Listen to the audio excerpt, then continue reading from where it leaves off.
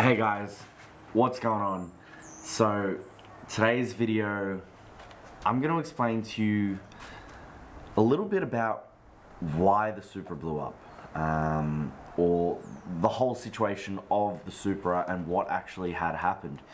Because a couple of videos ago, well actually a few videos ago, I just mentioned that it blew up and this entire thing had to get rebuilt for a third time. And it was really disappointing. And so I wanted to explain a little bit about everything involved, and so people like yourselves don't come to the situation that I had come to and have so much time, effort and money wasted in a vehicle that you're willing to put a lot of time and effort into.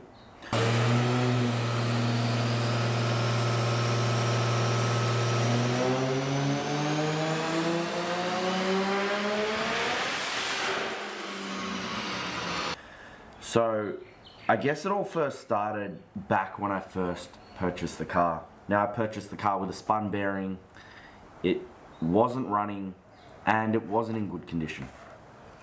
So I knew this, purchased it, and had to find an engine builder to be able to build this engine. So, me not knowing too much about the industry, not doing too much research about the industry, I followed up on one of my friends, I actually work at Repco, and this person came in and said, hey, maybe you should try this guy. He does engines and builds them all day long. So I said, okay, cool. Let's give it a go. It'll be fun. And at that period of time, I was just really looking for what would save me money and how to get this Supra up on the road in the cheapest way possible. And I guess you could say that was my first mistake. Not doing enough research, number one. And number two, not looking to get quality workmanship, but rather something that's affordable and quality. And those two are quite hard to come by.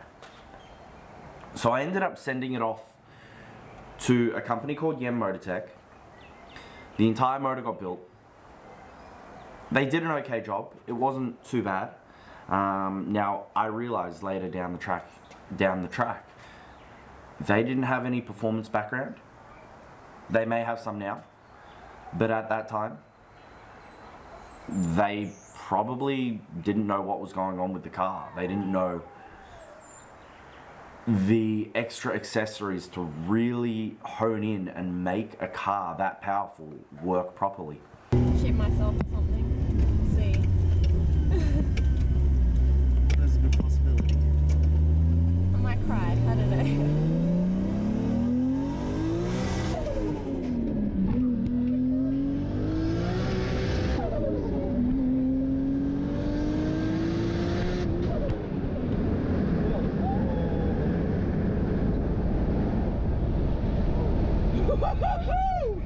Whoa! So shortly after, it developed a knocking noise after they'd rebuilt it. And so they said, oh my goodness, something's wrong. We better check the bearings, yada, yada, yada.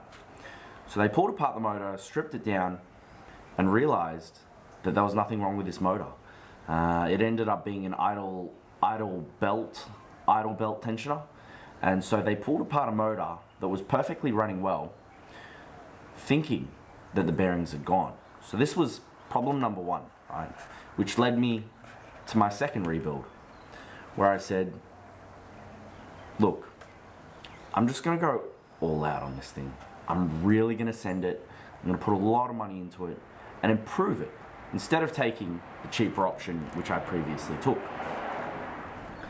Now, when I did this, they stripped down the motor, rebuilt it up, and I spent a very large sum of money on new parts to get it running again at a better, into a better kind of animal.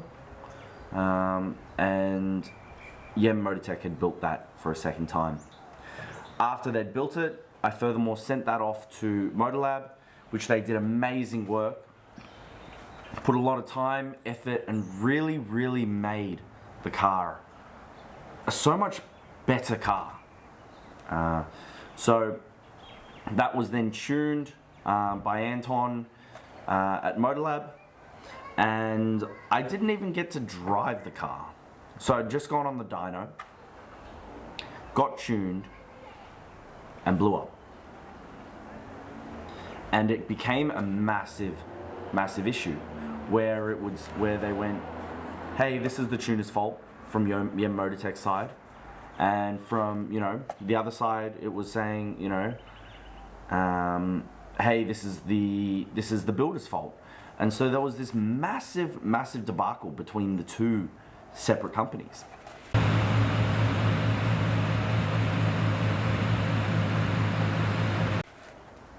And I was just left in the middle, and it was really sad because I honestly couldn't do anything. Like, I mean, I could have taken him to court, but it was a he say, she say kind of thing.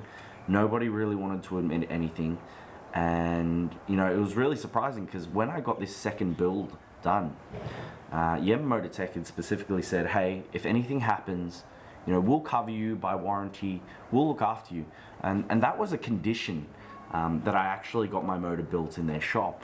And it's really funny because that never happened. They screwed me over. It was actually a friend of mine as well, which is really disappointing because he was a very dear friend to me. So down she comes. And it was sad to see that money was more valuable than the relationship we'd built.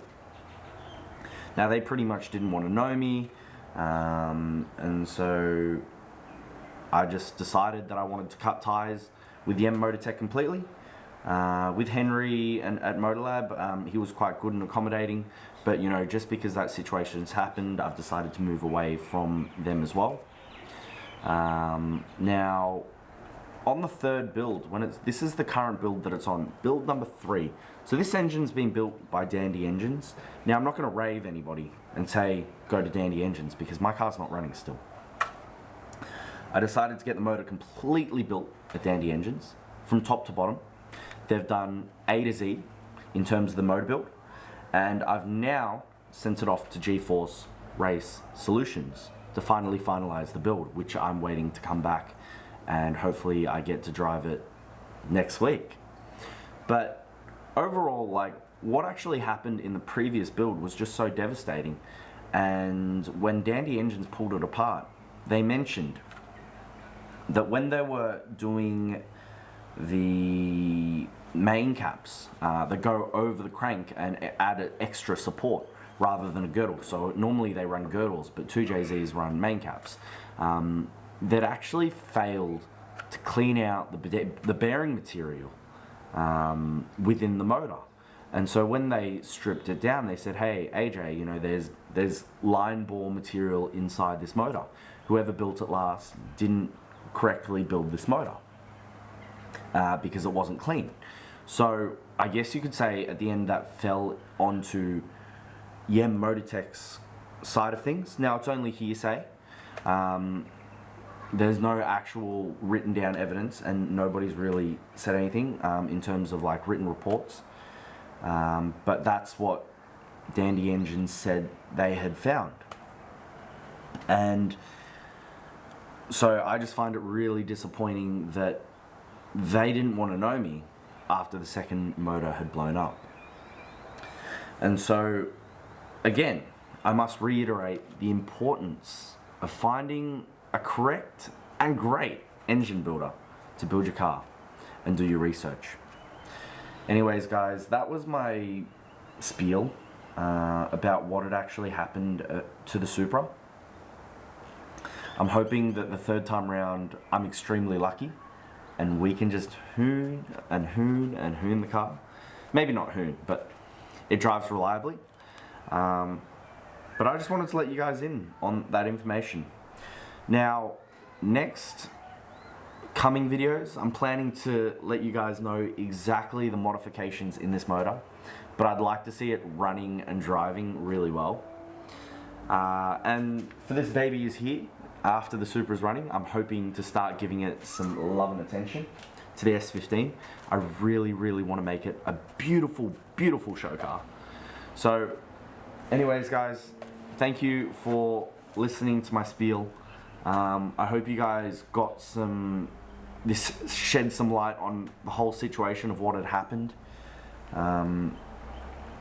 Do it once, do it right, spend the money, find the right person to build it, because building it twice is so much more expensive. 3 times is so much more expensive. And yeah, I hope that this has created some guidance for you guys. So thank you for watching, and I'll catch you guys next time. Hi everyone, and welcome back to AJ's channel.